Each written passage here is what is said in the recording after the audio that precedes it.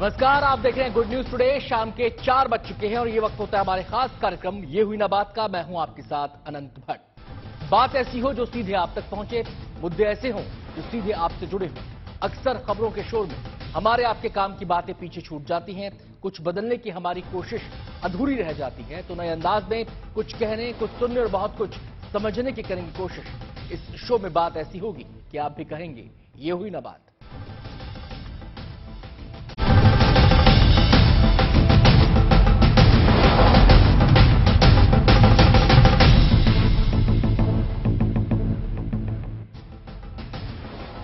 अप्रैल का महीना लोगों ने बादलों की छांव में गुजारा। मई के पहले हफ्ते भी बादलों की मेहरबानी ने गर्मी के पारे को थामे रखा, लेकिन अब असल गर्मी महसूस होने लगी है। कई शहरों में पारा 40 के पार पहुंच रहा है, सड़कों पर सन्नाटा पसरने लगा है, गर्मी से लोगों का हाल बेहाल होने लगा है। ऐसे में सवाल है कि इस गर्मी के विरुद्ध युद्ध कैसे छेड़ा जाए, ऐसा क्या किया जाए कि गर्मी का सितम जिंदगी पर भारी न पड़े। आज हम इसी मुद्दे पर विस्तार से बातचीत करेंगे। बात मौसम की भी होगी, आने वाले दिनों में क्या कोई बदलाव होगा इस पर भी होगी। गर्मी से कैसे बचा जाए इसे हम मेडिकल नजरिए से भी समझने की कोशिश करेंगे और आयुर्वेद के नजरिए से भी। तो तमाम मेहमानों का पैनल हमारे साथ इस चर्चा में मौजूद रहेगा इस मुद्दे पर बातचीत करने के लिए। लेकिन चर्चा को आगे बढ़ाएं उससे पहले ये रिपोर्ट आपको दिखाते हैं।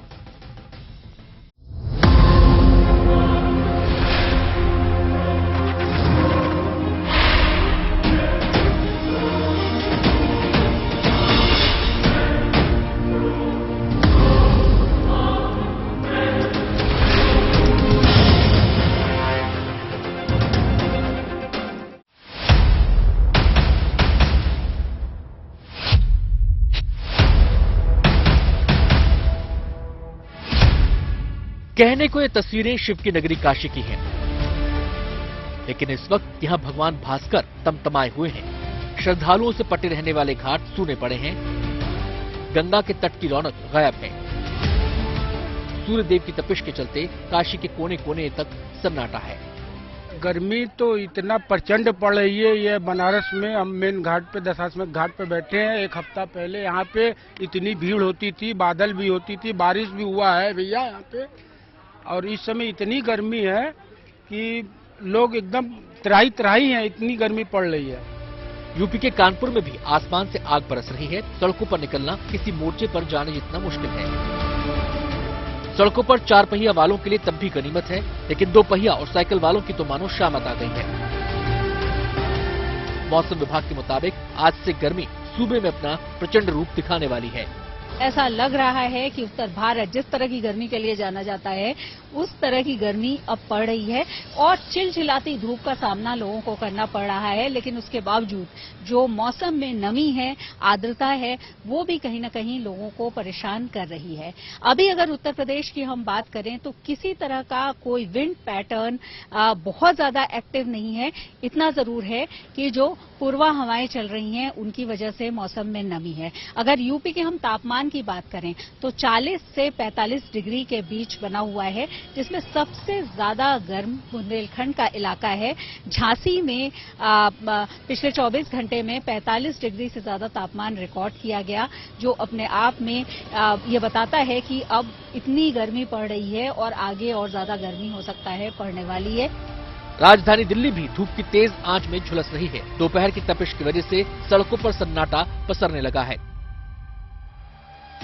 मौसम विभाग ने 42 डिग्री तक पारा चढ़ने की भविष्यवाणी कर दी है। अगले 5 दिन तक राजधानी में तपिश का यही आलम रहने वाला है। जैसे आप टेम्परेचर की बात कर रहे हैं तो टेम्परेचर एनसीआर दिल्ली में 40 और 42 के बीच में रहने की उम्मीद है। एज सच कहीं पे भी हम नॉर्थ वेस्ट इंडिया में हीट वेव का कोई हमारा ऐसा कोई वार्निंग नहीं आने वाले 5 दिनों में। हाँ, अगर आप हीट वेव की बात करते हैं तो हीट वेव अभी जैसे पहले भी रहा है कि ईस्ट इंडिया में हीट वेव रहा, अभी भी हम उम्मीद कर रहे हैं कि कोस्टल आंध्र प्रदेश और कोस्टल ओडिशा में वहां आने वाले 2-3 दिनों में हीट वेव रह सकती है। गर्म हवाओं से ऐसी ही शिकायत मुंबई वालों को भी है। मुंबई भी चढ़ते पारे से परेशान है। सड़क के किनारे बर्फ वाले लोगों के लिए राहत की वजह बने हुए हैं। गर्मी में खुद को ठंडा रखने की ये बर्फीली खुराक लोगों को खूब पसंद आ रही है। महाराष्ट्र के 26 जिले ऐसे हैं जहां पारा 40 डिग्री के पार जा चुका है। यही नहीं, मौसम विभाग ने महाराष्ट्र के कई इलाकों में हीट वेव का अलर्ट जारी किया है। जाहिर है गर्मी का इम्तिहान अभी लंबा है। जिस तरह से मौसम ने अपना मिजाज हर बार बदला है, उससे सवाल भी लोगों के मन में है, क्या इस बार गर्मी लंबा टिकने के मूड में तो नहीं। उत्तर भारत के 3 राज्यों और केंद्र शासित प्रदेश चंडीगढ़ में पिछले 2-3 दिनों से लगातार मौसम में लगातार तब्दीलियां आ रही है। मौसम विभाग के अनुमान के मुताबिक 17 मई के बाद अब इन क्षेत्रों में एक नया पश्चिमी विक्षोभ एक्टिव होगा, जिसकी वजह से और तब्दीलियां आने के आसार बने हुए हैं। 15, 16 और 17 मई के बीच में पंजाब, हरियाणा और चंडीगढ़ के आसपास के इलाकों में एक तरफ जहां धूल भरी आंधी, गर्जना के साथ बारिश और हल्की बारिश जैसे आसार बने हुए हैं, पंजाब के कई हिस्सों में मौसम विभाग ने येलो अलर्ट जारी किया हुआ है। वहीं अगर तापमान की बात करें तो पिछले 2-3 दिनों से पंजाब और हरियाणा के कई हिस्सों में तापमान एकदम बढ़ा है। 45 पहुंचने के बीच में, क्योंकि हमारा जो इंडिया मेट्रोलॉजिकल डिपार्टमेंट का हीट वेव का क्राइटेरिया है, एक तो टेम्परेचर डिपार्चर देखते हैं नॉर्मल से, ठीक है, अगर 40 डिग्री से टेम्परेचर ज्यादा है और 4.5 डिग्री डिपार्चर प्लस साइड है तो हम हीट वेव कहते हैं, या 45 डिग्री सेल्सियस से ज्यादा है। ऐसा अभी आप नॉर्थ वेस्ट सेंट्रल इंडिया में देखेंगे तो टेम्परेचर्स नॉर्मल ही रहे हैं। हाँ, जैसे अभी विदर्भा में हीट वेव रहा इस रीजन में, आज भी था, ठीक है, सिमिलरली मध्य प्रदेश में भी रहा, साउथ राजस्थान में रहा। इन सारी रीजन में जो रीजन यही था कि टेम्परेचर 45 तक पहुंचे हुए। गर्मी का ये आलम देखकर लोग ये भी सोच रहे हैं कहीं इस बार गर्मी पिछले सारे रिकॉर्ड तो नहीं तोड़ देगी। मसला लोगों की सेहत से भी जुड़ा है, ऐसे में गर्मी के विरुद्ध लड़ना होगा युद्ध। दिल्ली से मनीष चौरसिया, चंडीगढ़ से मंजीत सहगल और लखनऊ से शिल्पी सेन के साथ bureau report, good news today.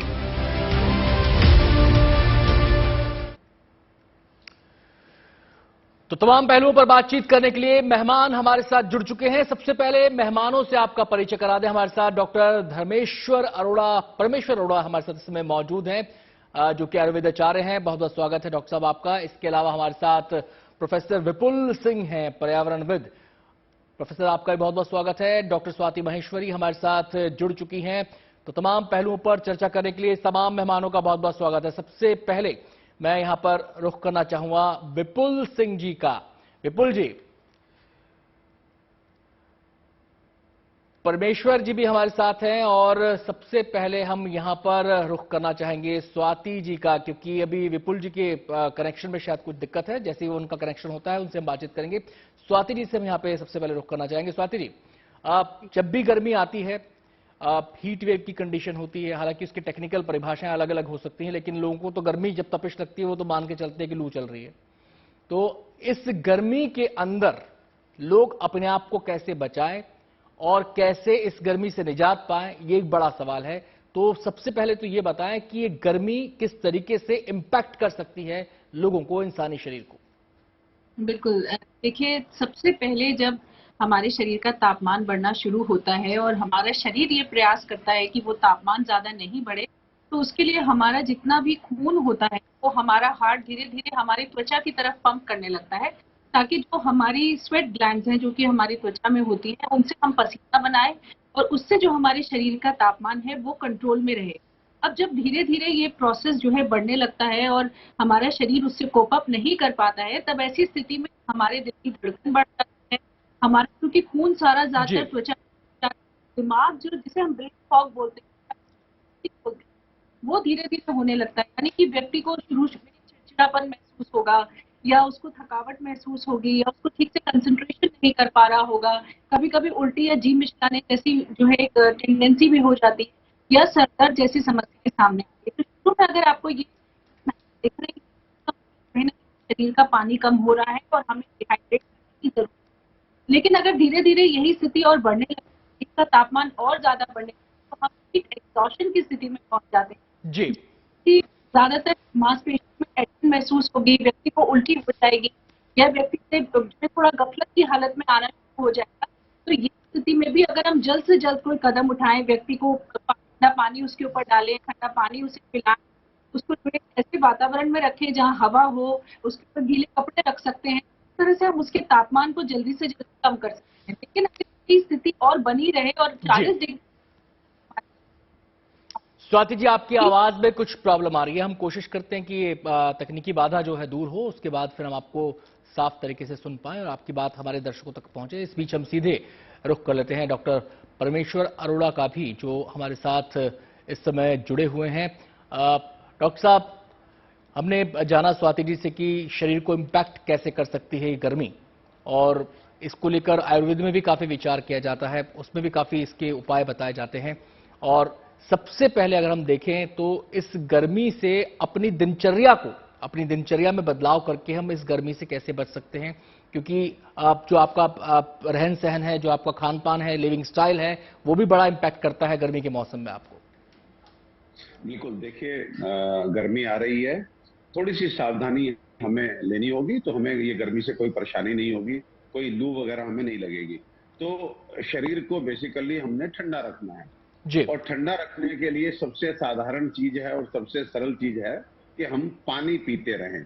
लेकिन यहाँ पे पानी पीने के लिए बहुत जरूरी है कि हम अनुशासित रहें। हम एक बार में बहुत अधिक पानी ना पिएं, हम थोड़ा थोड़ा पानी थोड़े थोड़े अंतराल पे पिएं, नंबर 1। नंबर 2, इस समय हमें सबसे अधिक परेशानी तब होती है जब हम गर्मी से आकर के इमीडिएटली घर में घुस करके फ्रिज से निकाल करके बिल्कुल चिल्ड वाटर जो है ठंडा पानी पीते हैं, या हमें मन करता है हम आइसक्रीम खा लें या कोई भी शीतल पेय हम पी लेते हैं।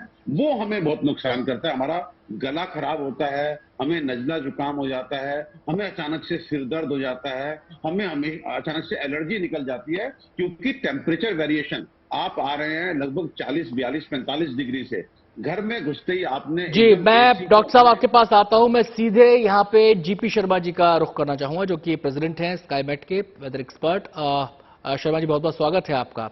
ये मौसम की जो चाल है, मौसम का जो चक्र है, ये लोगों को इस बार कुछ समझ में नहीं आ रहा। जब लगा था होली के बाद एकदम गर्मी का एकदम मौसम बन गया, उसके बाद पूरा अप्रैल धूप छांव का खेल चलता रहा और कूल कूल मौसम निकल गया। मई में हमने कूल कूल मौसम देखा, अब एक बार फिर से गर्मी जो है उफान पर है, लोग गर्मी से परेशान हो रहे हैं। तो ये जो पूरा चक्र है, साइकिल है मौसम का, ये क्या दर्शा रहा है?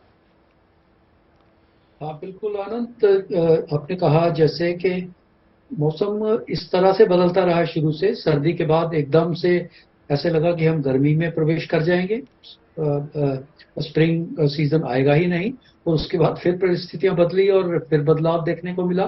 हालांकि अभी की बात करें, हम कुछ पिछले दिनों से हीट वेव या तापमान में एकदम बढ़ने की बात कर रहे हैं।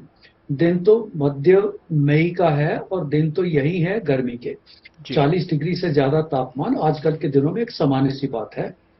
हालांकि पिछले कुछ दिनों में, पिछले 3 दिन से दिल्ली समेत 40 से ज्यादा है।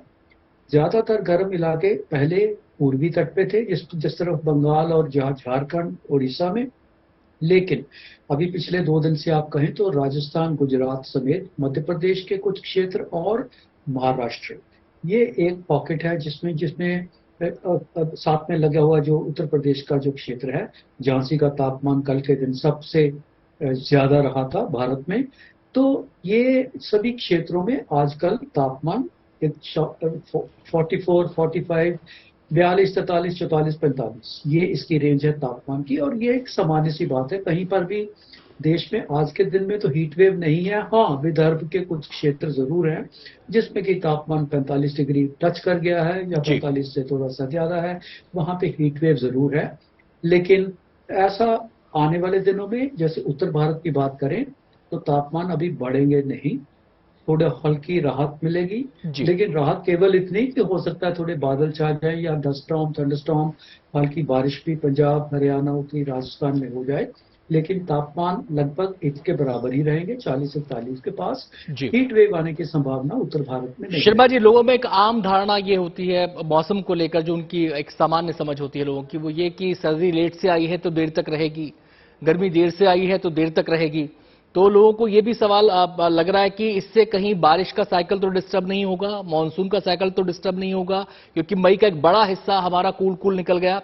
उसके बाद मिड मई के बाद खासकर हम कहा जाए तो गर्मी की शुरुआत देखने को मिली।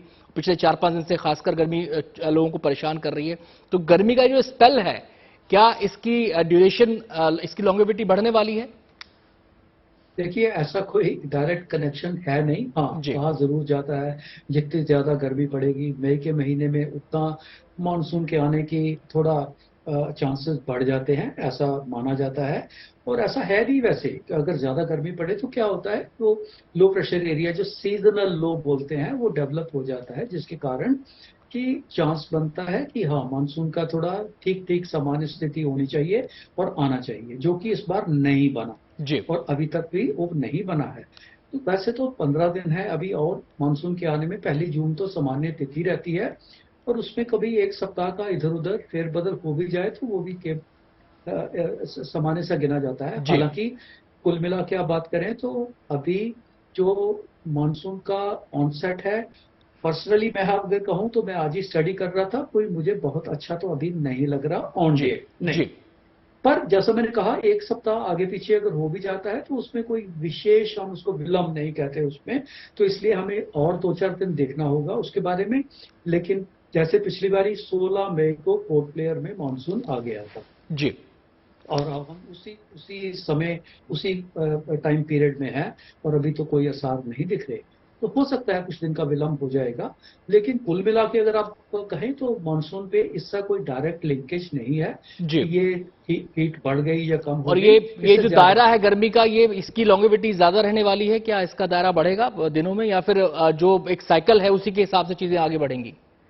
मैं कह रहा हूँ करीब करीब वैसा ही रहेगा। जी। जून का महीना तो वैसे भी हमें गर्म लेके चलते हैं, जी। क्योंकि मानसून आता है दक्षिणी भागों में या मध्यवर्ती भागों तक पहुंचता है। उत्तरी भागों में तो मानसून कई बार जून का महीना निकल भी जाता है, उसके बाद मैं मानसून आता आता है। तो हूं शर्मा इसलिए जी, मैं आपके पास आता हूं। विपुल जी का मैं यहां पे रुख करना चाहूंगा। विपुल जी, ये जो मौसम का जो साइकिल है, बड़े अजीब तरीके से एटमॉस्फेयर इस समय रिएक्ट कर रहा है।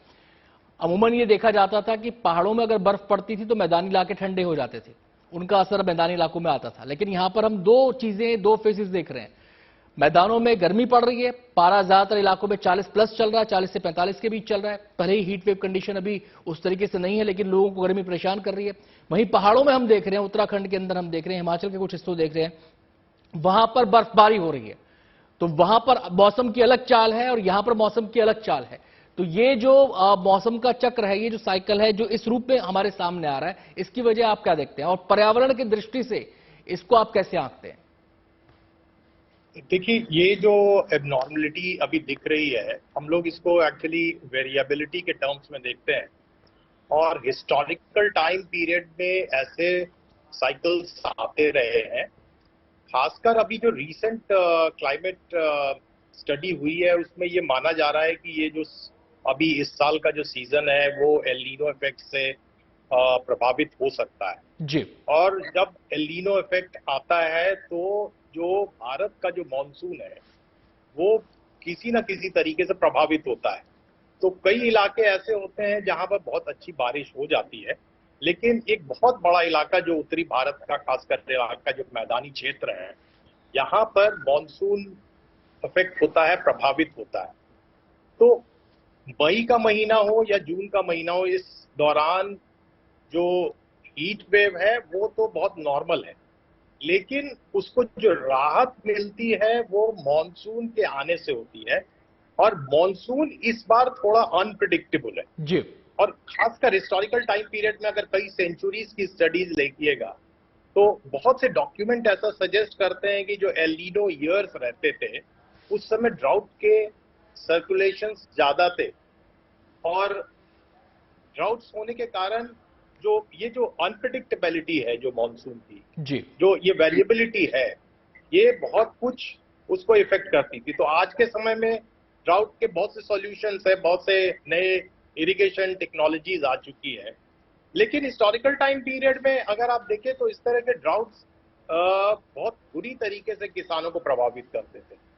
लेकिन आज के समय में खासकर अर्बन इलाके में आपके पास बहुत सारे मॉडर्न फैसिलिटीज है, एयर कंडीशंस है, लेकिन संभवतः हमारे पास जो ये मॉडर्न फैसिलिटीज है इसके बल पर हम अर्बन इलाके में अच्छे से रह पा रहे हैं और अपने घरों में भी रह ले रहे हैं। जी। लेकिन जो रूरल एरिया है वहां पर हीटवेव का प्रभाव और मॉनसून के फेलियर होने से बहुत सारे अदर इफेक्ट होते हैं। खासकर हमारी जो खेती है वो प्रभावित होती है, और खेती प्रभावित होने के बाद कई और परेशानियां होती हैं पूरे रूरल एरिया में। जी, मैं आता हूं विपुल जी आपके पास। मैं परमेश्वर जी का यहां पे रुख करना चाहूंगा। परमेश्वर जी, गर्मी के इम्पैक्ट पे हम बातचीत कर रहे थे और दिनचर्या लाइफस्टाइल के आप बारे में आपने बताया, लेकिन आप लोगों को बाहर निकलना पड़ेगा, लोगों को एसी रूम में भी रहना पड़ेगा, दफ्तरों में जो काम करते हैं उनको बाहर रॉ कंडीशंस में भी जाना पड़ेगा, डायरेक्ट सूरज को फेस भी करना पड़ेगा। तो ऐसे में ये जो तापमान का तुरंत अंतर आता है, इसमें बॉडी टेम्परेचर को कैसे हम मेंटेन रखें, कैसे खुद को चुस्त तंदुरुस्त रखें, इसके बारे में क्या आप सुझाव देना चाहेंगे हमारे दर्शकों को?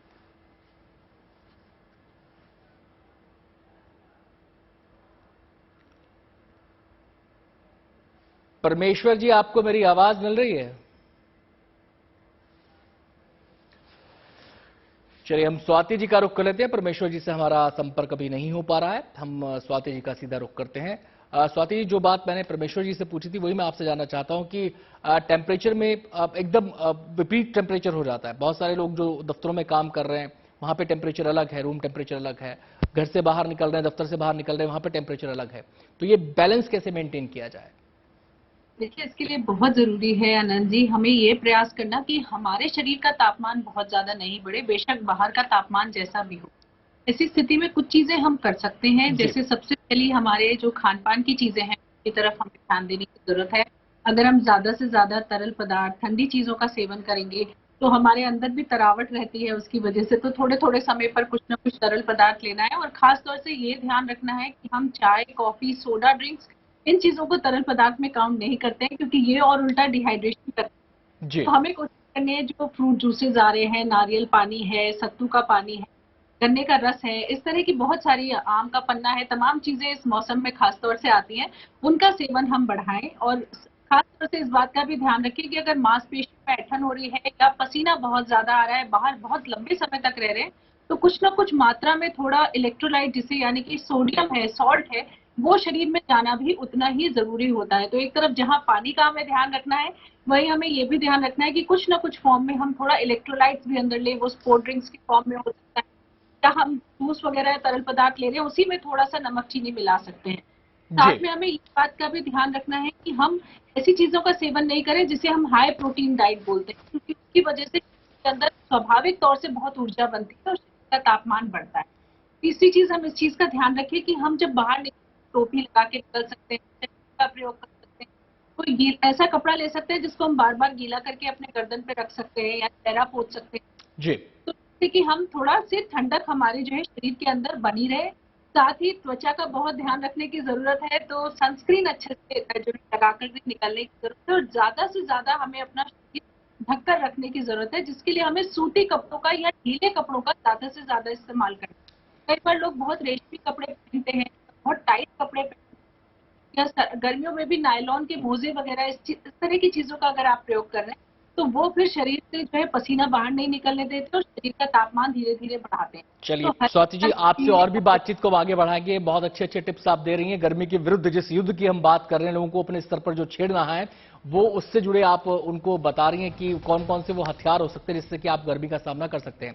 मैं जीपी शर्मा जी का यहाँ पर रुख करना चाहूंगा। शर्मा जी, ये बताएं कि अभी तो तमाम इलाकों के अंदर हम देख रहे हैं कि 40 से 45 डिग्री के बीच तापमान बना हुआ है, लेकिन वो कौन से इलाके हैं खासकर उत्तर पश्चिम भारत में जो सबसे ज्यादा इंपैक्ट यहां इस गर्मी का रहने वाला है, और खासकर हम अगर पूर्वी इलाकों की बात करें तो वहां पर कौन से इलाकों में सबसे ज्यादा इंपैक्ट इसका देखने को मिलेगा आने वाले दिनों में?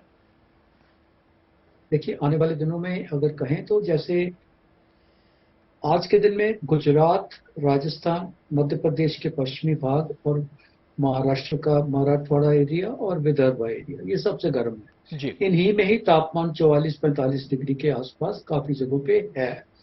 लेकिन अच्छी बात यह है, जैसे मैंने पहले कहा, इसमें और बढ़ोतरी ना होके अगले 2 दिन में, 3 दिन में पंजाब, हरियाणा, दिल्ली समेत, इवन गुजरात समेत भी इनमें तापमान 2 से 3 डिग्री के कम होने की संभावना रहेगी।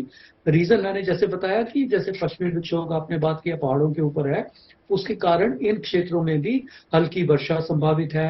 हो सकता है डस्ट स्टॉर्म, थंडरस्टॉर्म भी होगा, लेकिन वो इतना पर्याप्त नहीं होगा कि तापमान एकदम से नीचे आ जाए। लगभग 40 के करीब तो भी रहेंगे। हाँ, जो पूर्वी भारत है जिसमें कि पहले तापमान काफी बढ़ गए थे, जैसे पश्चिमी बंगाल, झारखंड, छत्तीसगढ़ क्षेत्र में, उड़ीसा में, वहां भी आजकल तापमान कम है। लेकिन आने वाले दिनों में, 3-4 दिनों में, मैं कहूंगा कि अगर हीट वेव की संभावना है तो उन क्षेत्रों में बन जाएगी। पश्चिमी बंगाल, उड़ीसा और उसके आसपास 40 के पार तापमान पहुंच जाएगा, 42-43 तक हीट वेव बनने की संभावना रहेगी। देश के जो दक्षिणी भाग हैं उनमें भी तापमान लगभग 2-3-4 बजे अगले दिनों में बढ़ने की संभावना रहेगी।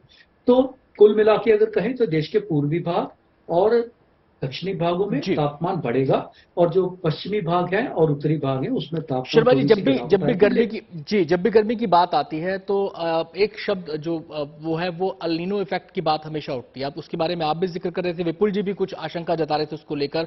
आपका जो मौसम वैज्ञानिक है उनका अपना असेसमेंट क्या है कि अल नीनो इफेक्ट जिसको लेकर आशंकाएं पिछले कई दिनों से जताई जा रही हैं, उसका असर दिखाई दे सकता है क्या? का इफेक्ट जैसे कि अभी इन्होंने भी मेंशन किया था, और हमने स्काईबेट ने तो बार बार हम ये बताया है शुरू से लेके कि अल नीनो इस बार हमारे मानसून को प्रभावित करने वाला है जी। उसका हमेशा ज्यादातर उसका इफेक्ट तो ये रहता है कि वर्षा कम होती है, 60% तक तो कई बार ड्राउट की तरफ जाता है मानसून। तो कुल मिला के, और अगर वर्षा कम होती है तो उसका मतलब है कि गर्मी ज्यादा बढ़ेगी, वर्षा नहीं होगी, क्लाउड नहीं होगी तो गर्मी बढ़ेगी। तो एल नीनो का इफेक्ट ये रहता है कि सामान्य से तापमान ज्यादा लंबे समय के लिए रहते हैं, हीट वेव लंबी चलती है जहां जहां भी होता है। देश के ज्यादातर भागों में वर्षा सामान्य से कम रहती है। 75% रेनफॉल लगभग मानसून के दिनों में होता है पूरे साल का। उसमें से लगभग 50% हमारे एग्रीकल्चर एरिया ऐसे हैं जो कि रेनफॉल, मानसून रेनफॉल डिपेंडेंट है, नेचुरल रेन 50%, एक बहुत बड़ा एरिया है, और वही एरिया है जो ज्यादा प्रभावित होते हैं अल नीनो से। देश के मैं आता हूं सर आपके पास, इस चर्चा को आपसे आगे बढ़ाएंगे, आपसे बातचीत के सिलसिले को आगे बढ़ाएंगे, और साथ ही साथ हम बातचीत करेंगे हेल्थ के नजरिए से डॉक्टर स्वाति माहेश्वरी से भी। बात हो रही है मौसम की, मौसम के साइकिल को हम समझ रहे हैं, उसके इम्पैक्ट को हम समझ रहे हैं, और आपकी सेहत से जुड़े सवालों पर भी हम बातचीत कर रहे हैं। तो हमारे साथ मेहमानों का पूरा पैनल मौजूद है। हमारे साथ स्वाति माहेश्वरी जी भी हैं और परमेश्वर जी भी हमारे साथ अब जुड़ चुके हैं। परमेश्वर जी, स्वाति जी ने बताया कि वो कौन कौन से टिप्स हैं जिनको अपनाकर हम गर्मी का सामना कर सकते हैं। बात आ जाती है खान पान की। खान पान को लेकर आयुर्वेद में काफी कुछ कहा गया है, खासकर सीजन के हिसाब से। तो अगर गर्मी के हिसाब से हम देखें, और ये गर्मी तो इस बार ऐसी पड़ रही है कि कभी गर्मी हो जाती है, कभी बरसात हो जाती है, इन बातों को ध्यान में रखते हुए खान पान से जुड़ी कुछ टिप्स आप देना चाहें हमारे दर्शकों को। देखिए, जैसे कि मैंने पहले कहा कि हमें जो है अपने शरीर को थोड़ा सा ठंडा रखना है, लेकिन ठंडे में हमें ये ध्यान रखना है कि सडन वेरिएशन ऑफ टेम्परेचर को अवॉइड करना है। जब हम बाहर गर्मी से आते हैं तो एकदम घर में आकर के ठंडी चीजें पीना, खाना और एकदम से चिल्ड करके कमरे में बैठ जाना, वो हमें कहीं ना कहीं तबीयत खराब करेगा। ऐसा हमको नहीं करना है। थोड़े थोड़े अंतराल पे थोड़ा थोड़ा पानी आप पीते रहें। इस समय सलाद जो होता है, सैलेड्स के आइटम जो है अच्छे से अवेलेबल होते हैं, उनका सेवन करें। शरीर को ठंडा रखने के लिए आप फ्रूट्स का सेवन करें, आप नींबू पानी का सेवन करें, आम का पाना जो बनता है उसका सेवन करें। और एक बहुत ही इंपॉर्टेंट चीज जो इसमें ध्यान रखनी है, ये वो समय होता है जब हमारा जो पाचक हमारा तंत्र होता है, हमारा जो डाइजेस्टिव सिस्टम होता है, वो कंपैरेटिवली वीकर होता है, कमजोर होता है। क्योंकि जितना बाहर गर्मी होगी उतना हमारी जो अंदर की टेम्परेचर है उसका एक तरह से पेरिफेरल मूवमेंट होता है। बाहर हमको गर्मी रहेगी और पेरिफेरी जो है वो गर्म, और सेंट्रल पोर्शन जो होता है वो ठंडा रहता है। तो कहीं ना कहीं अग्नि की मंदता, हम उसको आयुर्वेद की भाषा में बोलते हैं। इस समय आपको खाना बहुत संयम से खाना है। सुपाच्य चीजें, लौकी, तोरी, टिंडे, परमल, कद्दू, करेला जैसी हल्की सब्जियां, दालों में हल्की दाल, मूंग धुली, मूंग चिल्का, अरहर इत्यादि, ये थोड़ा सा रायते का सेवन करें, छाछ का सेवन करें। दही का सेवन अधिक मात्रा में लोग कर रहे होते हैं, इसको पूरी तरह से अवॉइड करना है। मिर्च मसाले का सेवन इस समय अवॉइड करना है। नॉन वेजिटेरियन फूड जो इस समय काफी गर्म भी होता है, कैलोरीज भी अधिक होती हैं, पचाना भी मुश्किल होता है, जिसको आप संयमित होकर सेवन करें। ऐसे ही भारी दालें जैसे उड़द, राजमा, चना, लोबिया, अक्सर आप देखेंगे इस समय सबसे अधिक पेशेंट आते हैं हमारे पास फूड पॉइजनिंग। जी, मैं आपके पास आता हूं परमेश्वर जी। मैं यहाँ पे सीधे जीपी शर्मा जी का रुख करना चाहूंगा। शर्मा जी, ये जो मौसम के हिकअप्स इस बार देखने को मिले हैं कि सर्दी के बीच में गर्मी शुरू हो गई, गर्मी के बीच में बरसात और बरसात के बाद फिर गर्मी और फिर अचानक मौसम में परिवर्तन। इस हिकअप्स की वजह इस बार क्यों है? जनवरी से लेकर अगर मई तक का हम पूरा साइकिल देखें मौसम का, तो बहुत सारी हिचकी आई हैं मौसम को। जी देखिए, ये सब जितने पश्चिमी विक्षोभ जिसको हम वेस्टर्न डिस्टर्बेंस कहते हैं, ये उसी की फ्रीक्वेंसी पे ही ज्यादा डिपेंड करता है जी। इस बार शुरू में हमने देखा जब विंटर्स के महीने आने वाले थे, नवंबर दिसंबर के, तो काफी दिनों तक कोई भी सिस्टम हमें देखने को नहीं मिला। बहुत वर्षा कम हुई एक्चुअली, नवंबर में भी और दिसंबर के लास्ट में जाके हुई। लेकिन जैसे आपने भी पहले कहा, कभी कभी सिस्टम लेट हो जाते हैं तो फिर वो देर तक चलते हैं। तो उसके बाद लेट आना शुरू हुआ तो वो जनवरी फरवरी में भी हमें अच्छा मौसम देखने को मिला, मार्च तक भी। और अभी जो है वो, मैं तो कहूंगा अभी जो स्थिति जो है वो लगभग सामान्य सी बन रही है। गर्मी बढ़ रही है, 40 का तापमान बढ़ रहा है, जो नॉर्मल एक पैटर्न देखने को मिलता है प्री मानसून सीजन का, मैं तो कहूंगा लगभग उस तरह का है। लेकिन अभी भी तापमान जो जिस तरह के हमें पिछले साल देखने को मिले थे वैसा नहीं है, लगभग उस तरह का नहीं हुआ इस बार। जी शर्मा जी, मुझे स्वाति जी से चलते चलते एक सवाल करना पड़ेगा क्योंकि समय की बेहद कमी है हमारे पास, और मैं सीधे स्वाति जी का यहाँ पे रुख करना चाहूंगा। स्वाति जी, हमने बात कर ली टिप्स की, जो ह्यूमन बॉडी पर असर पड़ता है उसकी, लेकिन अब बात आती है कि अगर इंपैक्ट हो गया है तमाम सावधानियों के बावजूद, देन व्हाट? उसके बाद क्या करें? उसके सिम्टम क्या होंगे? बिल्कुल, देखिए अगर ऐसा लग रहा है कि व्यक्ति की धड़कन बहुत ज्यादा बढ़ी, सांस ठीक से नहीं ले पा रहा है, दर्द है या उल्टियां हो रही हैं, ऐसी स्थिति में हमें सबसे पहले उसे किसी ठंडी जगह पर बिठाने की जरूरत है जहाँ खास हो। साथ ही हम उसको उसके ऊपर पानी डाल सकते हैं, ठंडे पानी का सेवन करा सकते हैं, कुछ जैसे तरल पदार्थ व्यक्ति को दें जिससे थकावट। साथ ही हमें जो तापमान है उसे जल्द से कम करना है, प्रयास हमें करना है। अनकॉन्शियस है, वो नहीं समझ पा रहा है कुछ भी, हमें ऐसा लग रहा है कि कॉन्शियस इस स्थिति में हमें कुछ मुंह में नहीं डालना चाहिए, हमें तुरंत व्यक्ति को जाना चाहिए, क्योंकि वहां फिर हमें दूसरी तरह से दवाइयां देने की जरूरत पड़ती है। और तापमान को लगातार हम जितनी कोशिश जी। बहुत बहुत शुक्रिया स्वाति जी, हमसे बातचीत करने के लिए, अपनी जो आपकी कीमती सलाहें हैं वो देने के लिए। साथ साथ हम शुक्रिया अदा करेंगे परमेश्वर जी, जीपी शर्मा जी, आपका भी बहुत बहुत शुक्रिया हमारे साथ चर्चा में शामिल होने के लिए। खबरें जारी हैं, आप देखते रहिए गुड न्यूज।